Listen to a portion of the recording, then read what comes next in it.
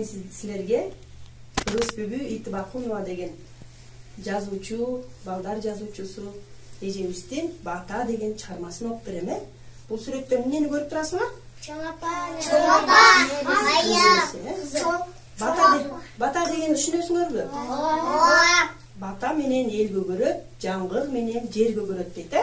Кана эмесе азыр бул чыгарма эмне жөнүндө экенин кунт коюп баарыбыз угабыз. Жайдын толуп турган мезгили. Акылайдын тайкеси үй салып жаткан. Үйдүн жанынан арыктагы суу тынбай агып турчу. Суу көп келип, арыкка батпай, жолдун баарын каптап кетиптир. Кайсы мезгил экен? Жайдын толук мезгили экен. Ким Акылайдын тайкеси үй салып жаттыр? Арыктагы суунун жанынан дайыма тынбай арыктагы жээктен суу агып турчу экен. Сүт куюлган банкасын көтөрүп алып, бир эне бул жолдон дайыма өтө эле. Ошол күнү дагы ал адаттагыдай эле жол менен келе жатты. Качан гана суу каптап кеткен жерге келгенде өтө албай туруп калды. Ким туруп калыптыр? Эне туруп калыптыр. Жолдун эки тарабы тең зым тосмолор менен тосулгандыктан ал жака өтө албайт болчу дейт. Мына сүрөтү менен кенен берилген. Зым менен тосулуп калгандыгына байланыштуу эне суудан өтө албай туруп калыптыр. Чоң эне жолдун берки бетине келди.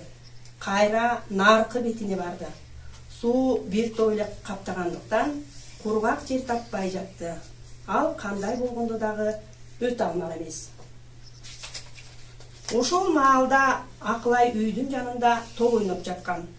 Ал чоң эненин суудан өтө албай убара болуп жатканын байкап калды. Ким байкап калыптыр? Небереси. Акылай. Акылай короого чуркап барды да, жыйылып турган тактайлардын арасынан өзү көтөрө алганын тандап алып, энени көздөй жөнөдү. Акылай эмнени көтөрүп алып жөнөптү?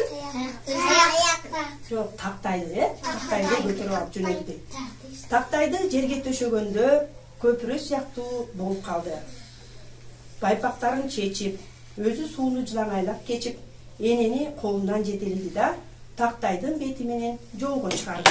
Мына балдар, Акылай тактайды суунун бетине салып, чоң энени жетелеп жөнөптүр. Мына көрдүңөрбү? Сүрөттөр менен эң сонун берилген экен. Чоң эне жолдон өткөнүнө кубанып калды. Ыраазы боло күлмүңдөгөн көздөрү менен Акылайды карады. Туурулган, буруш баскан колу менен анын башынан сылап койду. Колдору менен бир нерсени жаңсап жатканына таңыркай караган Акылай чоң эненин дудук экенин түшүндү дейт. Эч кандай сөз айта албаса, аны мээримдүү көз карашы, башынан сылаганы, боорукер жана элпек кызга берген ак батасы болчу. Кечинде Акылай тайкеси экөө арыкты суу жайылып ташып кетпегендей кылып оңдоп коюшту дейт. Чоң эне эмне кылыптыр Акылайды?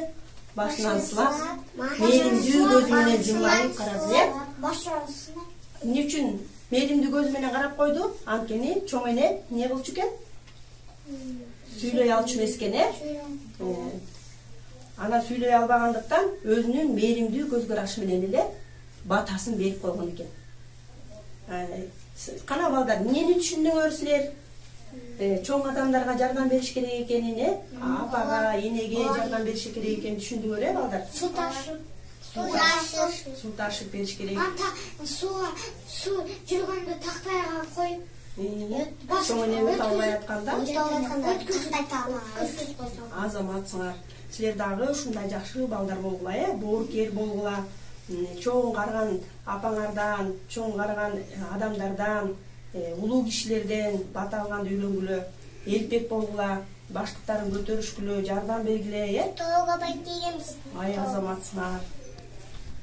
Кана бүгүнкү бата чыгармасы жактыбы баарыңарга аңгеме? Ооба. Сонун чыгарма экен? Ооба. Баарыңар акылдуу болгула,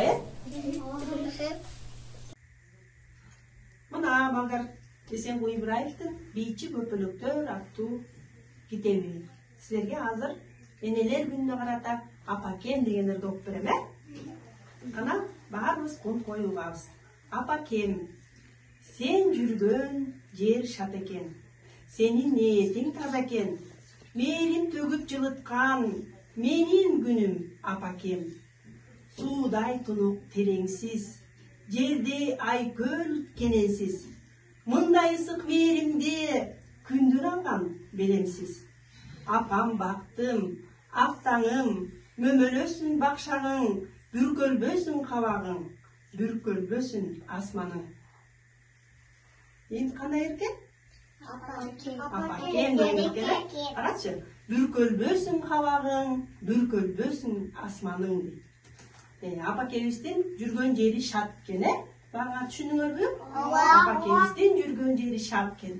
Анткени апабыз бар, биздин күнүбүз күндөгүдөй майрамдардай өтөт, Баарыбыз апакебизди сыйлайлы.